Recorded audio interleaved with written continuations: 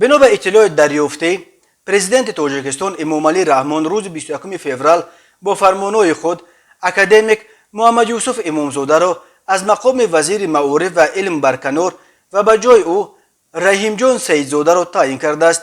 سیدزاده رحیم جان همراه تا کنون رکتور فیلیال دانشگاه ملی تحقیقات تکنولوژی مسکو در دوشنبه بود. رحیم جان سیدزاده زاده نویه میر سید علی احمدانی است.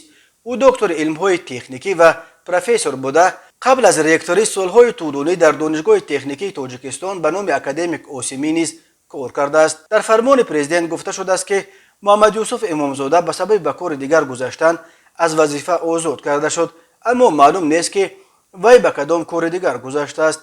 امامزاده از 24 ژانویه سال 2020 کمی بیشتر 2 سال وزیر معارف و علم تاجیکستان بود.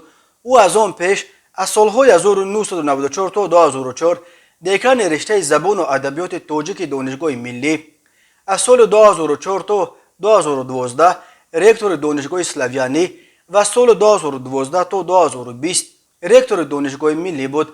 سبب برکناری امامزاده گفته نشده است، ولی پرزیدنت امامعلی رحمان ماه دکبر در پیام سالانه‌اش خیلی به شدت از وضع به عمل آمده در سوای معارف انتقاد کرده. گفته بود که مؤسسه‌های معارف به دیپلم‌دهی مشغولند، نه به تربیت متخصصان.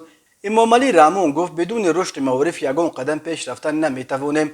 من چنین میشمارم که بنیاد ملت از معارف آغاز می‌یابد و سرمایه گذاری به معارف اساس رشد دولت و آبادی ملت است.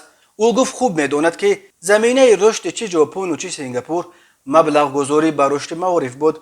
وی گفت دستپروران مکتب‌های تاجیکستان باید حداقل 2 زبان خارجی انگلیسی و روسی را خوب بدانند. ولی امامعلی رحمان از آن اظهار نگرانی کرد که در کشور آموزگاران خوب زبان‌های خارجی قریب نیستند.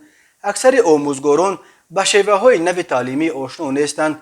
ما خودمان را فریب می‌دهیم، فقط شماره دیپلم می‌دهیم، کاغذ می‌دهیم، ولی در کله هیچ چیز نیست. 10 سال بعد به حکومت و اداره‌های دولتی باید تنها آنهایی را به کار بگیرند که 2 زبان خارجی را مثل زبان مادریشان بدانند، گفت امامعلی رحمان.